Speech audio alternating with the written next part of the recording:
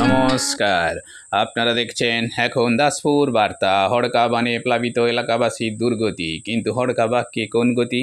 সারা ভারতের দক্ষিণ, পশ্চিম, উত্তর ও পূর্ব, এমনকি মধ্য ভারতের বিভিন্ন রাজ্যের বিভিন্ন এলাকায় হড়কা বানের প্লাবনে প্লাবিত এলাকায় ক্ষয়ক্ষতি, মানুষের দুর্গতি নজির রয়েছে। তবে ঘাটাল এলাকায় বারংবার এর মাত্রা একটু বেশি। তাই এর প্রতিরোধে 1957 সালের 21শে মার্চ সাংসদ নিকুঞ্জ বিহারী চৌধুরী কর্তৃক ঘাটাল মাস্টার প্ল্যানের বিষয়ে ভারতের সংসদে উত্থাপন, 1959 খ্রিস্টাব্দে মানসিং কমিটির পর্যবেক্ষণ, 1982 সালের 10ই ফেব্রুয়ারি তৎকালীন রাজ্য সরকার কর্তৃক শিলান্যাস ঘটা করেই কিন্তু অর্থ বরাদ্দ ও সুফল প্রাপ্তি শূন্য। তাই বছরের পর বছর প্লাবন ক্ষয়ক্ষতি অব্যাহত।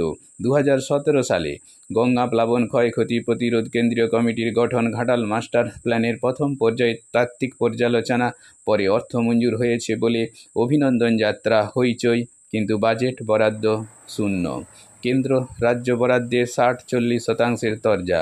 অবশেষে 2025-26 অর্থবর্ষে পশ্চিমবঙ্গ রাজ্য সরকার 1500 কোটি টাকার বাজেট ধরে 500 কোটি টাকার প্রথম পর্যায়ের কাজে হাত লাগিয়েছে মাত্র।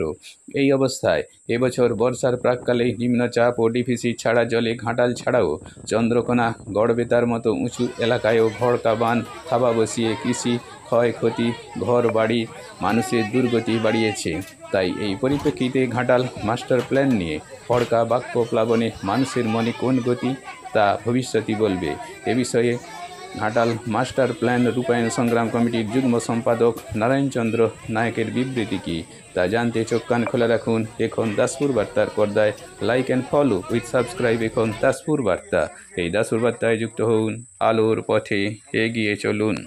মেদিনীপুর জেলার বন্যা রোধের প্রকল্প ঘাটাল মাস্টার প্ল্যানে কেন্দ্রীয় অর্থ বরাদ্দের বিষয় নিয়ে খড়গপুরের বিজেপি বিধায়ক হিরণ চট্টোপাধ্যায় এবং ঘাটালের তৃণমূল সাংসদ দীপক অধিকারীর সংবাদ মাধ্যমে এবং সমাজ মাধ্যমে নানান রকমের কথা চালাচালি নিয়ে জনসমক্ষে এক বিভ্রান্তি সৃষ্টি হয়েছে। সেই পরিপ্রেক্ষিতে আমরা ঘাটাল মাস্টার প্ল্যান রূপায়ণ সংগ্রাম কমিটির পক্ষ থেকে যে কথাটি বলতে চাই তা হলো, আমরা গত 4 মার্চ 2025 ভারতবর্ষের প্রধানমন্ত্রী এবং কেন্দ্রীয় জলশক্তি মন্ত্রীর দপ্তরে কমিটির পক্ষ থেকে কেন্দ্রীয় অর্থ বরাদ্দের দাবি জানিয়ে একটি স্মারকলিপি জমা দিয়েছিলাম।